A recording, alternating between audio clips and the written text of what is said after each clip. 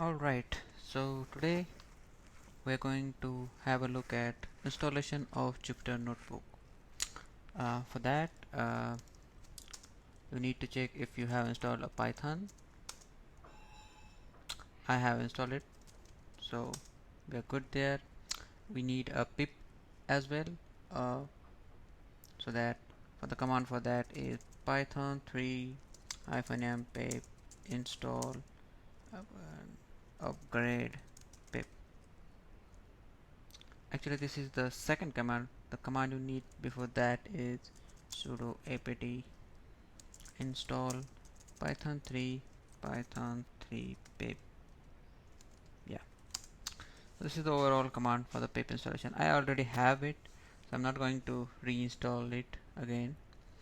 After that, we have to create a virtual environment, and command for that is python 3 -mv Jupyter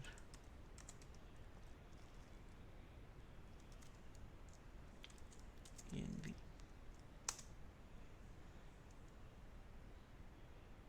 Cool. And once we have that, we have to source it as well. So you have to go to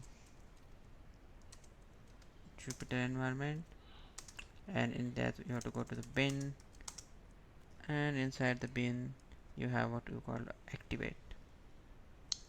So to activate it, you have to run source activate. Cool. Now that we have activated virtual environment, we can install notebook using pip install notebook, and this will install the notebook, right? So uh, you can either install it locally or can try the version Jupyter provide. Excuse me. So if you type Jupyter, it will take you to the this link, and there is option for try Jupyter. In that, if you have, you can check the Jupyter lab. This is basically Jupyter notebook inside your browser. um, the one we are going to try by installing on local machine is also going to be tried in the browser, but this is serving from the Jupyter server itself. Alright, now that we can now that we have installed Jupyter, let's open it. uh,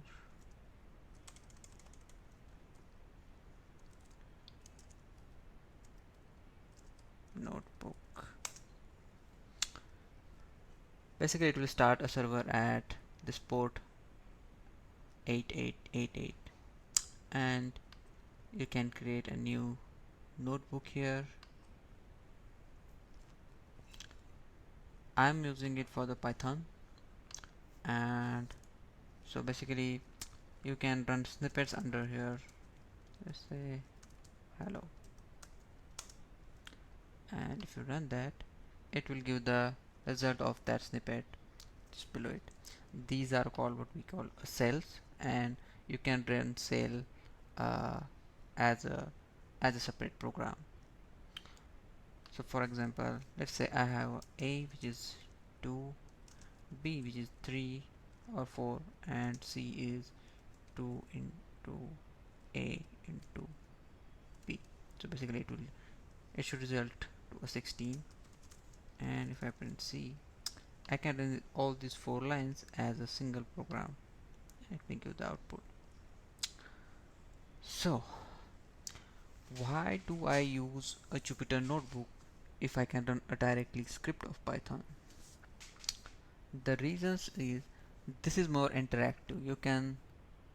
This is good for the debugging as well. You can run each cell as a separate entity. So the cell by cell execution that we have here is more useful than running a script itself. It also gives immediate feedback like a regular program. Uh, you can have visualization as well here. So let's say you are using something like um, a graph library, say MATLAB and something like that. it gives output below the cell as a graph itself. So using uh, matplotlib, seaborn, plotly, all is convenient here. uh, we also have what we call a markdown mode. So if you go here and choose a markdown, you can basically uh, instead of running a script, you can mark down some text, say title or Jupyter, and if you run this, it will give it as a title or a markdown version.